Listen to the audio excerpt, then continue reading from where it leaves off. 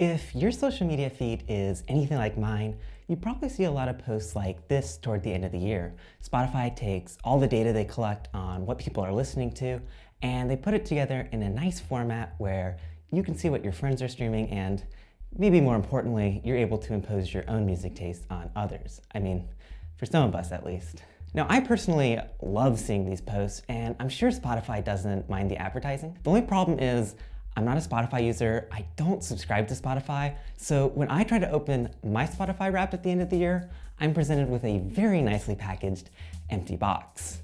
Fortunately, I've been keeping track of my own streaming data since about 2015, so what I'm going to do is I'm going to take all that information, write a little bit of code, and create my own graphic to show off my own music taste from the last year. Let's get started. This is really a data-focused project, so the first step is to get my data. The way I'm going to go about that is by using an open source service called ListenBrainz. It's very similar to Last.fm, and it lets you scrobble your music, or basically keep a log of it as you're listening to it, and then at the end you have this whole history of everything you've listened to. And the cool thing about ListenBrainz is it lets you export all your data. So I'm going to do that in one fell swoop, and I'll have pretty much everything I've listened to since 2015. You know, that sounded like a podcast ad for some reason. Don't worry, it wasn't. I'm not getting paid for this. ListenBrainz is a free service. Now, on the programming part of this, I've chosen to work in R for a couple of reasons. I actually have some reasons. Definitely wouldn't have said this a couple years ago, but I kind of like R, especially since I've grown accustomed to the tidyverse packages. It has this really great philosophy when it comes to tidy data, and that really is what opened my eyes to, there are some good things in R. It has a few quirks because it's designed by statisticians for statisticians, so it does some things that I consider weird, like indexing starting at 1 instead of 0, but nonetheless, once you get used to working in it, it's pretty simple. Basically, as I mentioned earlier, I'm mostly going to be working with packages within the tidyverse, so I'm going to import that, and I'll also be using JSONLite to import all my data from ListenBrainz. I'm only interested in what I listened to in 2018, so I'm going to create a timestamp for the first day in January and just cut out everything that came before that time. That yields about 13,000 individual streams, which is kind of a lot, at least in my opinion. That's a lot of music. I can't say I enjoyed every minute of it, but I enjoyed most of it. I'm curious to see how that listening was distributed over time. So I'm going to use ggplot, and I'm going to create a bar graph. Each bar represents an individual week. That looks pretty neat. There were a couple weeks in there where I was either traveling or didn't have internet, and so just not a lot of streaming happened then. It happens. The first 3 things I want to do with this data is first to find my top artists for the year, second to find my top tracks for the year, and third to find what albums I listened to the most in the last year. The artist one's pretty easy. I already have a column with all the artists I listened to per track, so all I need to do is count the occurrences of each artist within that column and then just sort it by the frequency. My top songs/tracks is pretty similar, but it gets a little bit interesting because I listen to so much Charli XCX that she just kind of dominates my top list here. So what I'm going to do to counteract that is to make it so that each artist can only appear once on the list, and that'll give it a little bit more variety, so to speak. I'll basically use a very similar technique to find my top albums for the year. There's another column called release name that I can use here, and that'll give me my top groups. The only catch is I'm kind of curious to know which albums from the last year were kind of my most streamed, or my albums of the year, so to speak. And for that, I don't really have information about when each of these albums came out.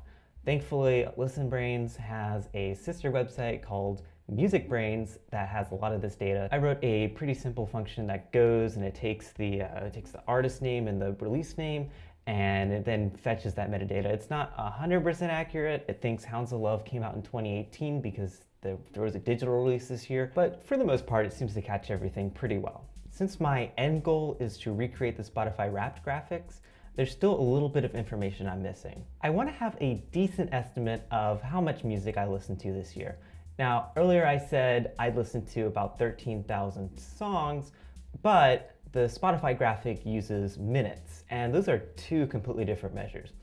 With just the songs, I could be listening to some sort of interlude on an album that's only 30 seconds long, or Impossible Soul by Sufjan Stevens, which is over 20 minutes long, and you wouldn't know the difference. One thing I could do to figure this out is to go full brute force and for every single individual song, get the exact length of it. But honestly, I do not want to spend that much time with my computer open. So what I'm gonna do is take a sample of those 13,000 tracks and then use that to extrapolate it to the entire population.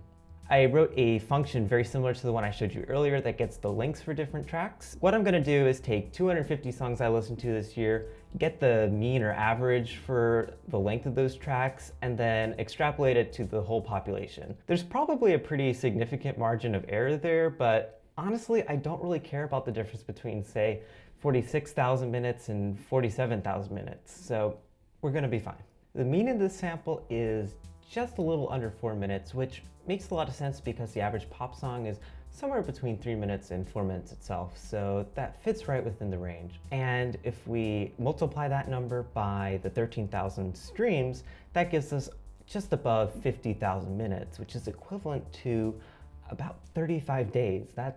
The last thing I want to know is my top genre. Now, I have a pretty good idea what this is going to be, but we're going to go through the whole process anyways. Genre is a somewhat subjective concept, and there's so many different levels of detail we can go into here, but I'm just going to go from the most top level possible. I'm going to take another shortcut here to make my job easier.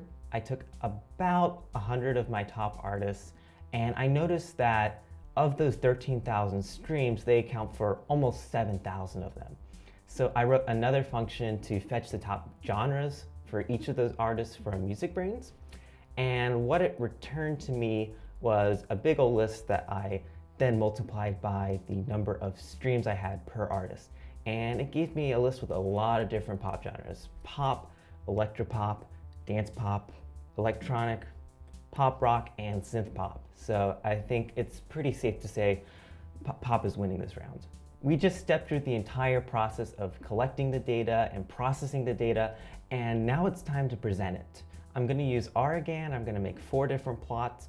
One's going to be for my top songs, one's going to be for my top artists, one's going to be for that information about genre and the minute streamed, and then I'm going to take the album cover for my top album from the year. And there you have it. It's my beautiful graphic ready to be launched out into the world to impose my personal music taste on everybody that sees it. The main difference between my graphic and Spotify's graphic is I only made it for one person and they made it for several million people. So I would say their job is a little bit harder, but if you want to make it a little bit more than one person, then feel free to download the code and run it yourself. All of it's available in the metadata. I hope you found this video insightful. It's rather different than some of the things I've made on this channel in the past, so I would love to hear any feedback you have. And until next time, be sure to stream Emotion by Carly Rae Jepsen.